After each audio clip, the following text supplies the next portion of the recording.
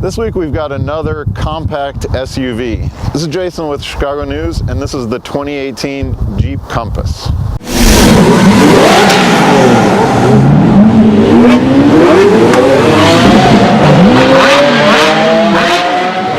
Jeep updated this Compass with a new model for 2017, and when they did that, they changed the front design and made it look a lot more like the Jeep Cherokee, which is a good idea because it's a fantastic design. It really is the current design language for Jeep, and it brought this Compass up to a level that we would expect. Jeep refreshed this Compass for the 2017 model year, and in doing so, they made the front end look a lot like the Grand Cherokee, which is really the current design language for Jeep, and it's a really good one. It makes this thing look a lot more refined than the previous generation. Summer's definitely over. It's nice and cold here in Chicago again. This thing has heated seats and a heated steering wheel, so we're gonna hop in and see how it drives.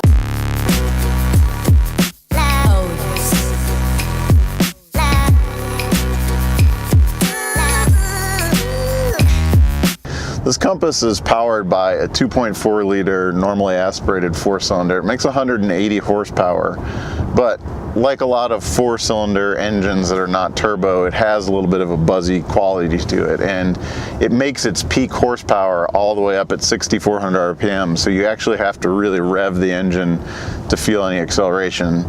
It doesn't feel like a very modern powertrain. It does have a 9-speed automatic transmission, which does help to have that many ratios available. Unfortunately, as you can hear, it takes a long time for that transmission to kick in and decide to shift. So it does feel like there's a bit of a disconnect there, and with that many speeds, you'd like a quicker response so that it can select the gear appropriate for what you need.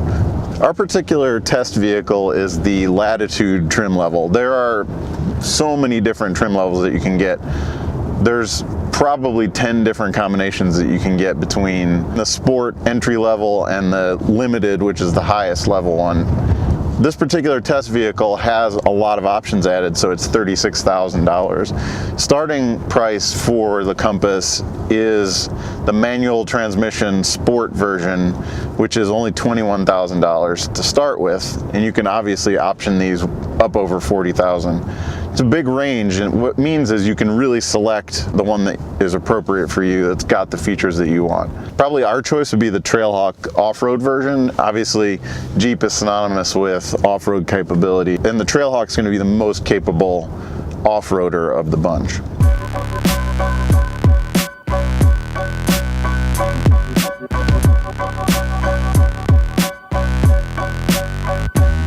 Even though the engine itself is a bit buzzy and has that high frequency vibration, they've actually done a decent job insulating the cabin from that. You hear it, but you don't necessarily feel it. You do feel a low frequency vibration even when you're sitting idling at a light. This has auto start stop, but for some reason you turn that off, which I usually do just because I'm not a fan of it. You feel a bit of vibration through the steering wheel.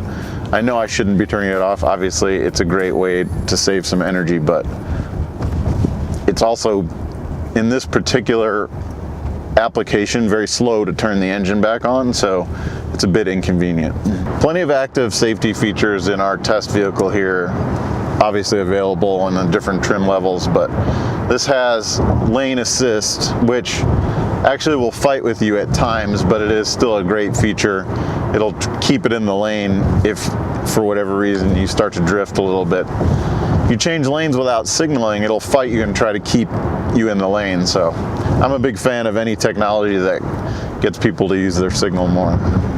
It's decently quiet on the highway here as well. You do get a lot of wind noise with this cabin, especially with this panoramic roof. I would wonder if it's a little quieter without it, but it is a windy day here in Chicago, but you're definitely hearing a lot of wind noise. Technology-wise, you also got a really great Uconnect system we've talked about before. They've actually updated the menu look and feel a little bit. It actually is even nicer to use than it used to be. It's quick, kind of does everything that you want. You've got Android Auto, Apple CarPlay, you've got a USB port and an aux port here. You've got a 12-volt outlet here and in the back, all the way in the back that is, and you've got a 110-volt outlet in the back seat. So a decent amount of power options, like maybe more USB connections, but overall plenty to connect with and a good system to use once you're connected. You've also got a large LCD display here between the analog gauges, which is configurable. You can set up some different displays there, which is kind of nice as well. Overall though, this interior feels a little bit cheap. Obviously, the Compass being the entry-level Jeep, you might expect that, but some of these painted silver inserts and the thinner plastic that is around on these door panels, it just could feel a little bit nicer. I think some other competitors in this class do a better job with the interior finish for the same amount of money. These seats are very firm, which can be good from a supportiveness standpoint, but they're almost a little too firm. They kind of have a bit of a plank feeling here. You would like a little bit more comfort.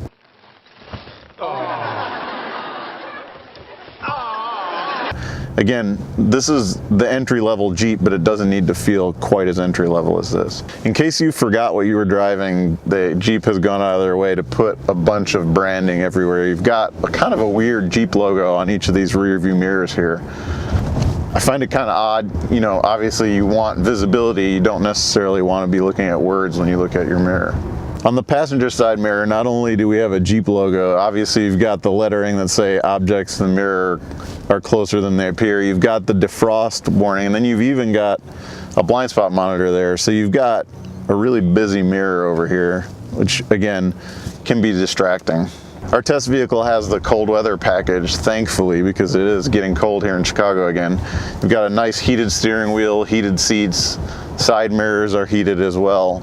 And it also comes with these all-weather floor mats, which are a nice option as well, especially once the snow starts flying. They've tried to kind of spruce up this interior with some contrasting stitching, but they've gone for two different colors stitching on both the seats and the door panels here, which we find a little bit odd.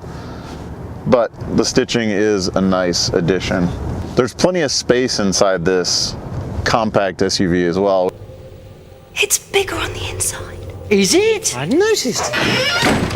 Which again, you're buying a vehicle like this for convenience. You want to be able to put stuff in it. You want to be able to have passengers ride. You've got a 60-40 split rear seat, which again is kind of common, but it is a nice feature when you need to carry a load and still have a passenger in the back seat.